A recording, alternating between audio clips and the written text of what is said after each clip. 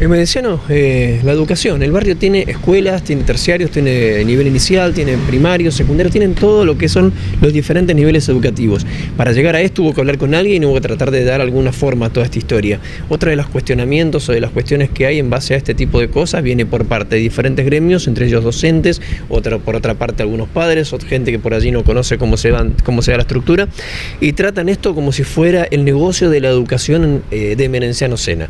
Digamos, toman esto como que acá hay un perfil económico o un aporte económico importante y Medenciano Sena se queda con estos ingresos que irían o deberían ir a otros lugares. Y en este mismo aspecto, la otra pregunta está relacionada con el nivel de capacitación de los docentes que atienden las escuelas, porque lo que la gente por allí plantea es que no hay docentes estudiando ahí, en Medenciano Sena y Marcela Acuña cobran como docentes y no lo serían. Bueno, todo este tipo de cuestionamiento en cuanto a la educación, ¿qué se le responde? Y mire, los paros docentes, que son los que nos cuestionan, lo que hacen los paros docentes, nos cuestionan a nosotros, porque ellos nunca defienden, ni defendieron, ni van a defender la educación. Ellos defienden la escuela pública. Hay funcionarios históricos que estuvieron en un gobierno, en otro y todo lo demás, y en algunos sindicatos también, que son propietarios de escuelas privadas. Entonces, hacen los paros o conllevan a los paros a los docentes, cierran la escuela pública para que más personas, aquellos que tienen mínimamente su moneda, le mandan a la escuela privada. ¿Y la escuela privada de quién es? Del que activa el paro. O sea, cada paro es negocio para los dueños de la escuela privada, que además están en las asambleas, en las reuniones, definiendo si hay o no hay paro. O sea, ¿quién lleva más plata con más paro? El dueño de la escuela privada. ¿Y quién es el que decide el paro? También es el dueño de la escuela privada. Entonces, ese negocio es lo que ellos defienden. Y esos negocios, también esos negocios hacen propaganda en los diarios, en las televisiones, en los diarios, por lo tanto en las radios. Entonces, por lo tanto, es un círculo vicioso de negocio, no de educación. Entonces, hay que cuestionar. No es que Medenciano tenga o no tenga docentes, ese no es el problema. El problema es que no hacemos paros. Si nosotros estuviéramos haciendo paro con ellos, nadie hablaría de Medenciano, porque estaríamos luchando también a favor de la escuela privada, es decir, de los negocios espurios, negros, oscuros y mafiosos que tienen que están detrás del paro, que capaz que no están en las movilizaciones, pero están en las reuniones y en la asamblea, donde se hacen las reuniones y se define el paro. Que de última, la gente que manda a la escuela pública son las que son estafadas por estos paros, entre comillas, por la escuela pública, digamos. Entonces, y nosotros venimos del fondo de la tabla, venimos del rancho de cartón, de la laguna que nos inunda cada vez que llueve y todo.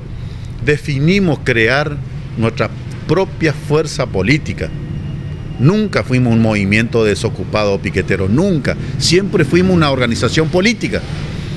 Nos organizamos políticamente para generar nuestra solución política con respecto a vivienda. Desde que comenzamos a hacer el primer pozo para la primer base de vivienda, que ya tenemos más de 400 viviendas en el barrio, pusimos una tabla como esta para pizarrón, y mientras comíamos a la siesta, el compañero o la compañera que tenía séptimo grado, segundo año, quinto año, lo que sea, ya le daba clase a nuestros compañeros. Desde que hicimos el primer pozo en el barrio, casi 11 años. 4 años estuvimos así. 4 años estuvimos enseñándonos a leer y escribir entre nosotros. El que sabía más estaba al frente y el que sabía menos estaba acá. Bueno, después, cuando empezamos, los 2 primeros años éramos nosotros solos. Después llegó un equipo de alfabetizadores y como que con esos equipos alfabetizadores llegaron 2 o 3 maestros.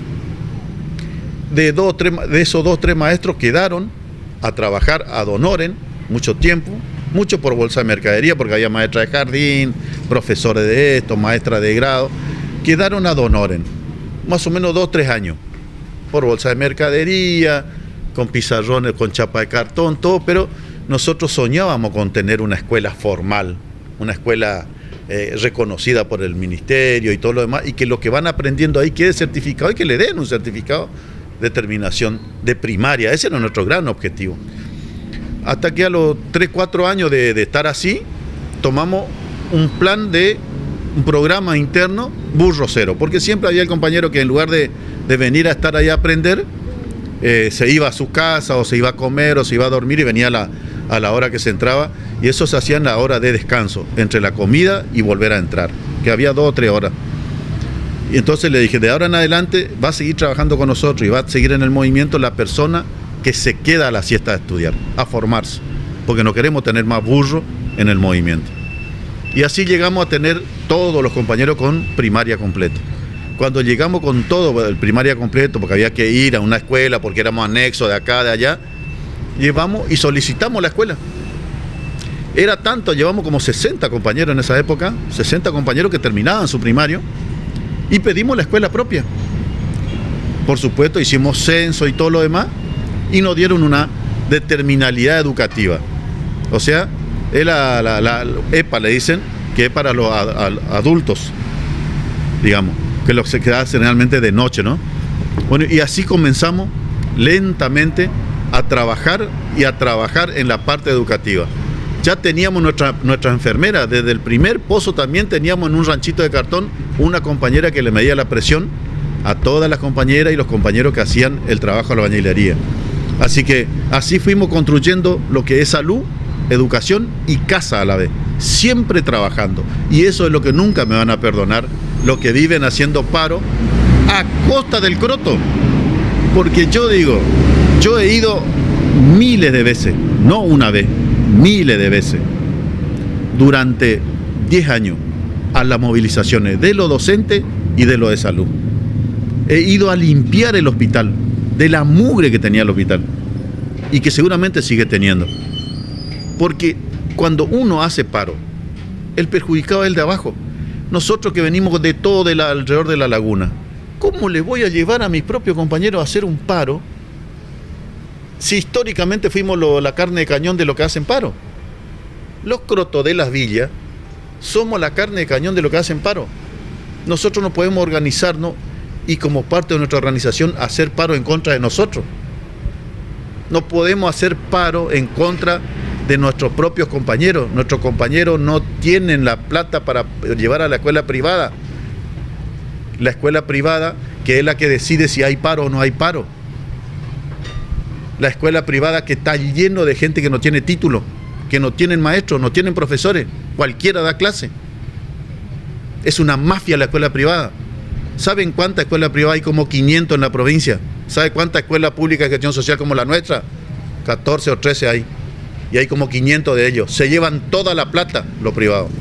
Ojalá que vengan más a la escuela pública de gestión social, que damos mucho más trabajo a la gente y mucho más educación a mucha más gente. Y más. Y para cerrar esta etapa, esta parte de que tiene que ver con la educación, justamente esto, los títulos de los docentes que prestan clase o que dan clase en la escuela, son docentes titulados, son docentes que tienen su respaldo académico como para poder llevar adelante este tipo de acciones. Le convocamos a todos los que hacen paros, a todos los que le estafan a la gente en educación, que vengan libremente a la hora de dar clase y pasen con un escribano, que traigan ustedes, traigan escribano, traigan la policía, la gendarmería, el ejército, ya que tan vigilantes son, y pasen aula por aula y pídanle nombre, apellido y el título a cada docente. Pasen, hagan ese mínimo trabajito, una sola vez en su vida. Ustedes que son vigilantes, vengan con la brigada, la policía, la gendarmería, la fuerza aérea, los cañones, todo, al barrio emerenciano, cualquier anexo que tenemos. Entren y pídanle a cada profesora y a cada profesor y a todos los directores su título de profesor de qué es, si es de historia, de matemática, de filosofía, de biología, si es maestra de grado, si es maestra de jardín. Pídale su título, sáquenle copia, fotocopia, con un celular, como hacen ustedes para hacer puterío, y lleven ante la justicia. Por cada docente que encuentran sin título, lleven a la justicia y demándenle al gobernador y a la ministra de Educación, y yo me voy a ir preso, me voy a entregar solo ni hay presos solo porque ustedes descubren el agujero del mate. Estafadores.